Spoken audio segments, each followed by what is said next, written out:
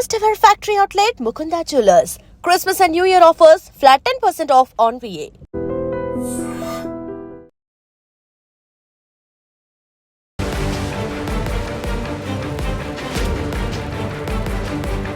నమస్కారం, welcome to iDream media.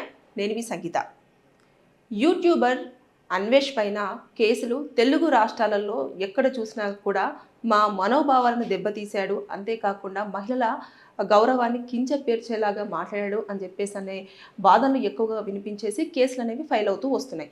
అయితే మనం ఒక్కసారి హైదరాబాద్లో ఒక పార్టీకి చెందిన నాయకురాలు, దాంతోపాటు నటి కరట కళ్యాణి ఎలాంటి కేసులు ఫైల్ చేయడం జరిగింది, దానివల్ల యూట్యూబర్ అన్వేష్కి ఎలాంటి శిక్షలు పడే అవకాశం ఉంది, ఎన్ని సంవత్సరాలు అతను జైల్లో ఉండే అవకాశం ఉంటుంది అనే దానిపైన మనం ఒక్కసారి చూస్తే అతని మీద మొత్తం 4 కేసులు ఫైల్ అవ్వడం జరిగింది.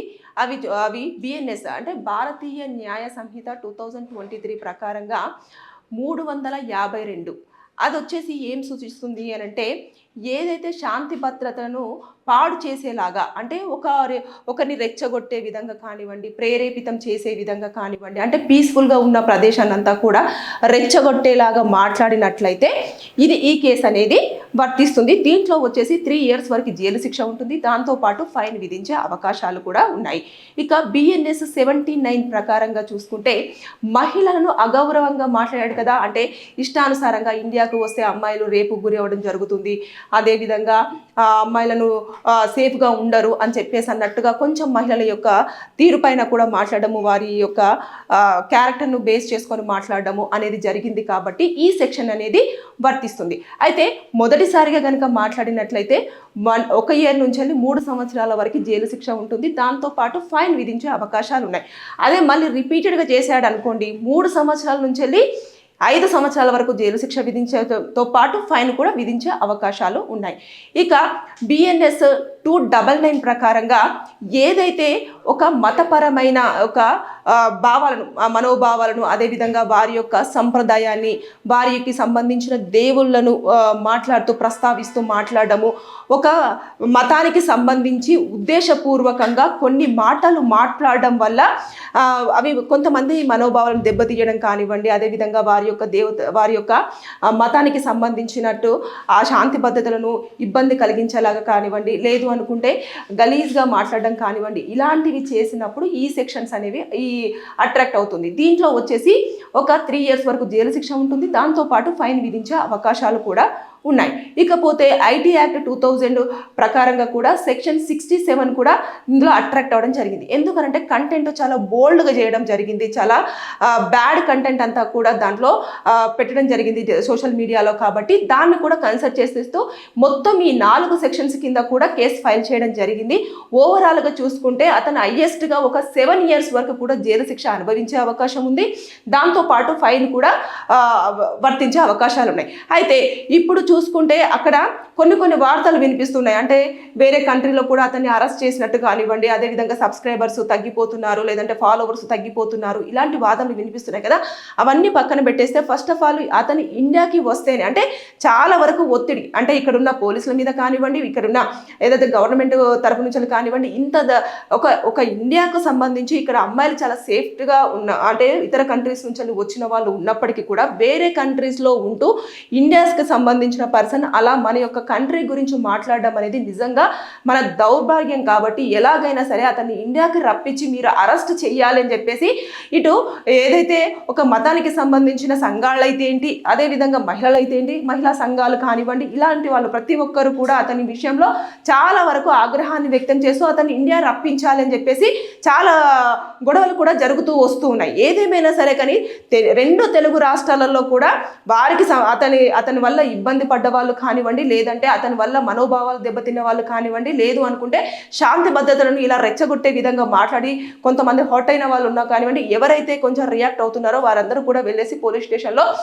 అతని పైన కేసులు ఫైల్ చేయడం అనేది జరుగుతూ వస్తుంది. అంటే గతంలో కూడా కొన్ని కేసులు ఉన్నాయి అతని మీద, కానీ అది పట్టించుకోలేదు. కానీ ఇప్పుడు చూసేసుకుంటే మాత్రం ఇది ప్రతి ఒక్కరు కూడా స్పందించడం జరుగుతుంది. అంటే చిన్న విషయం అది అది అది మామూలుగా అది అయిపోయింది. తర్వాత మహిళా కమిషన్ ఇన్వాల్వ్ అవ్వడం జరిగింది. ఎవరైతే దాని మహిళల యొక్క దుస్తుల మీద మాట్లాడారో అతను కూడా క్షమాపణ చెప్పడం జరిగింది. ఆ విషయం మీద చాలా వరకు రెస్పాండ్ అయ్యారు. అంతా అయిపోయింది. అందరూ మాట్లాడిన విధానం అంతా కూడా ఒకలా ఉంటే కొంతమంది మాట్లాడిన విధానం మాత్రం నిజంగానే చెప్పాలంటే ఇంకా రెచ్చగొట్టే విధంగా, ఇంకా దానిపైన ఇంకా చర్చలు పెట్టేసి తర్వాత నెక్స్ట్ ఒక పెద్ద డిబేట్లు ఏర్పాటు చేసి ఇలాంటివన్నీ కొనసాగిస్తూ ఉన్నారు. అంటే మన ఇండియా పరువుని మనమే కూర్చోబెట్టి తీసుకుంటున్న విధంగా కూడా ఈ యొక్క ఇన్ఫర్మేషన్ ఏదైతే టాపిక్ ఉందో అది వెళ్ళడం జరుగుతుంది. కాబట్టి ఇక్కడ ఉన్న వాళ్ళు ఎంత ఇబ్బంది పడుతున్నారో దానిని ఇంకా ఎక్కువ స్థాయిలో చూపించే విధంగా అదర్ కంట్రీలో ఉన్నాను కదా, నన్ను ఏమీ చెయ్యలేరు, నేను ఇండియా వెళ్తేనే నాకు ఏదైనా జరుగుతుంది కానీ నేను ఇండియా వెళ్ళకపోతే నన్ను ఎవరు పట్టించుకుంటారు అన్నట్టుగా కూడా ఈ యూట్యూబర్ అన్వేష్ ఎవరైతే ఉన్నారో ఆయన అక్కడ కూర్చొని ఇలాంటి మాటలు మాట్లాడడం అనేది జరుగుతుంది. ఇకపోతే అతను సారీ చెప్పిన విధానం కూడా చాలా మందికి నచ్చలేదు. ఏదో వచ్చేసి సారీ చెప్తున్నాను అని చెప్పేసి అన్నారు కదా, అది కూడా నచ్చలేదు. దాంతోపాటు ఇంకేమంటున్నారంటే నాకున్న సబ్స్క్రైబర్స్ ఎవరైనా సరే చదువుకున్న వాళ్ళు ఉన్నారు, వారికి నేను చెప్పిన విషయం కన్వే అయ్యింది, అందుకోసం అని చెప్పేసి వాళ్ళు నన్ను ఇంకా వాళ్ళు ఫాలో అవుతూనే ఉన్నారు, నా కంటెంట్ చూస్తూనే ఉన్నారు అని చెప్పేసి చెప్తున్నారు. అంటే ఇక్కడ ఉన్న వాళ్ళు చాలా మంది మాస్ పీపుల్ మన ఇండియా వాడు ఇన్ని కంట్రీస్ తిరుగుతున్నాడు, ఇంత ప్రొజెక్ట్ అవుతున్నాడు, తర్వాత నెక్స్ట్ మన యొక్క దేశం పరువును కాపాడుతాడు, లేదంటే మన దేశంకి సంబంధించిన దాన్ని అక్కడ చెప్తాడు అన్న విధానంగా ఇక్కడ ఉన్న వాళ్ళందరూ కూడా అతని కంటెంట్కు అట్రాక్ట్ అయిపోయి సబ్స్క్రైబ్ చేసుకున్న వాళ్ళు ఉన్నారు, ఇన్స్టాలో ఫాలో అవుతున్న వాళ్ళు ఉన్నారు. అయితే ఎప్పుడైతే ఈ విషయం వచ్చిందో తెర మీదకి వెంటనే అన్ఫాలో అవుతున్నారు, సబ్స్క్రైబ్ కూడా చేసుకుంటూ వస్తున్నారు. ఇది ఎన్ని రోజులు ఇలా జరిగింది కాబట్టి వార్త ఇప్పుడు ఇది హాట్ టాపిక్గా ఉంది కాబట్టి ఇప్పుడు రన్ అవుతుందేమో. ఇంకొక వారం రోజులు పోయిందనుకోండి, మళ్ళీ యూట్యూబర్ అన్వేష అందరికీ మళ్ళీ ఫ్రెండ్ అయిపోతాడు, మళ్ళీ తర్వాత అతనికి మళ్ళీ సబ్స్క్రైబ్ చేస్తారు, అన్నా నువ్వా అంటారు, ఇవన్నీ ఉంటాయి, పర్సనల్గా మెసేజ్లు పంపించుకుంటారు, తర్వాత అన్నీ ఉంటాయి. అంటే ఎప్పుడైనా విషయం వచ్చినప్పుడు మీరు ఎంత ఉద్దేశపూర్వకంగా కానివ్వండి లేదంటే కొంచెం ప్రేరేపితంగా కానివ్వండి చూస్తున్నారో దానిని మీరు అదే విధంగా కంటిన్యూ అవుతే ఖచ్చితంగా ఇలా మాట్లాడే వాళ్ళు కానివ్వండి లేదంటే ఇండియాను తక్కువ చేసి మాట్లాడే వాళ్ళు కానివ్వండి కొంచెం శిక్ష అనుభవించే అవకాశాలు ఉంటాయి. అలా కాకుండా కొన్ని రోజులు పోయిన తర్వాత ఆడెక్కడో ఉన్నాడు, ఎవడు తీసుకొస్తాడు, ఎవడు పట్టుకుంటాడు అని చెప్పేసి అన్న లెవెల్లో వదిలేశారు అనుకోండి, ఇంకంతే.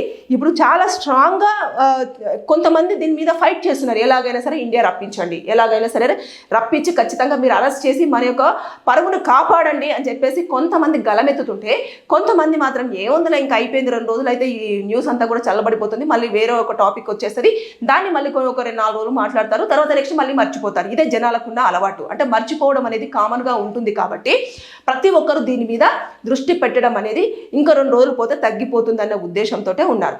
కనుక ఈ విషయాన్ని ఎలా చూడాలి అనేది ఎక్కువ శాతము గవర్నమెంట్ అదేవిధంగా పోలీసుల కంటే కూడా ఎవరైతే పౌరులు ఉన్నారో అంటే ఇండియన్స్ ఎవరైతే ఉన్నారో వారి మీద ఎక్కువగా ఉంది.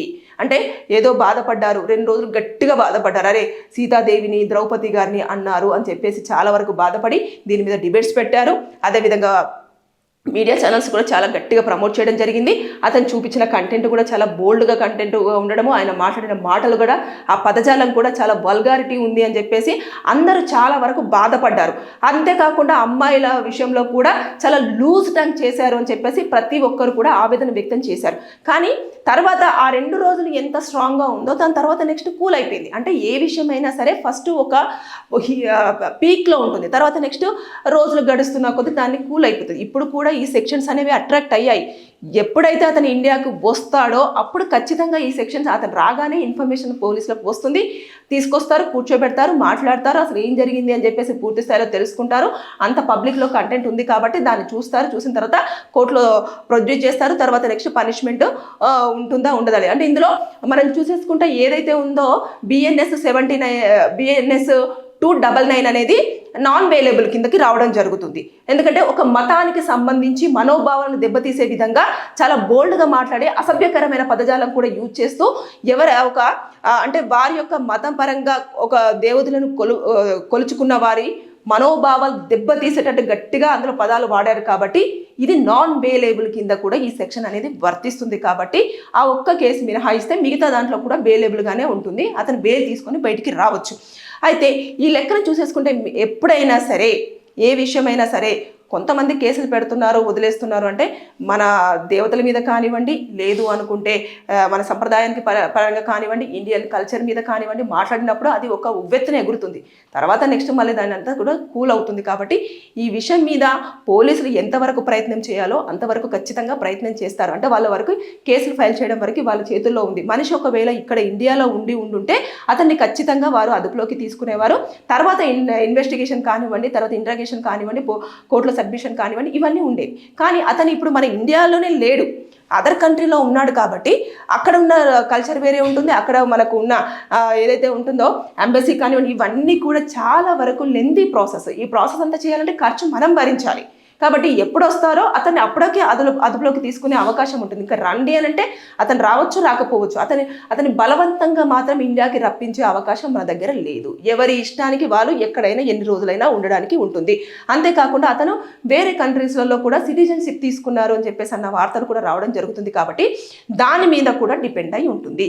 ఏదేమైనా సరే కానీ ఇప్పుడైతే అతని మీద ఉన్న 4 కేసుల పరంగా చూసుకుంటే మాత్రం దాదాపుగా అతనికి శిక్ష పడే అవకాశాలు అయితే చాలా వరకు ఉన్నాయి. అందులో నాన్ బెయిలబుల్ కూడా ఉంది. దాంతోపాటు కూడా భారీ స్థాయిలోనే కూడా ఫైన్ విధించే అవకాశాలు ఉన్నాయి. కానీ ఎవరైతే యూట్యూబర్ అన్వేష్ ఉన్నారో ఆయన ఇండియాకి వస్తేనే దీనిపైన చర్యలు తీసుకోవడానికి ఇటు ఎవరికైనా అధికారులకు అవకాశం ఉంది. అంతే తప్పించి ఇష్టానుసారంగా మనము మాట్లాడుకొని పోలీసులు ఏం చెయ్యట్లేదు, గవర్నమెంట్ ఏం చెయ్యట్లేదు అని చెప్పేసి మన నోటికి వచ్చింది మాట్లాడితే మనమే తప్పులో పడి మన మీద కూడా కేసులు ఫైల్ అయ్యే అవకాశాలు ఉంటాయి. కాబట్టి మీరు ఈ యొక్క పాయింట్ని అర్థం చేసుకొని మాట్లాడాలని చెప్పేసి నేను ఈ వీడియోలో మీకు చెప్పడం జరుగుతుంది. Thank you.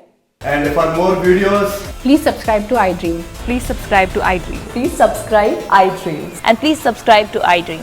For more videos, subscribe to iDream. please like, share and subscribe to the channel. Congratulations, iDream. Subscribe to iDream. Subscribe to iDream. So subscribe to iDream Media. iDream ki iDream team andarki huge congratulations. Please subscribe iDream Media. Please subscribe to iDream. Subscribe iDream. Please subscribe to iDream. iDream అంటే నా కళల ఛానల్ను subscribe చేసుకున్న నోరు తిరుగుతలేదు, మీరైతే గంట గుర్తు కొట్టండి. For more such videos, please subscribe to iDream. Subscribe to iDream. Please subscribe to iDream. Please subscribe iDream Media. Please do subscribe to iDream. Please subscribe to iDream Media. For best entertainment and information, please subscribe iDream. And don't forget to subscribe to iDream.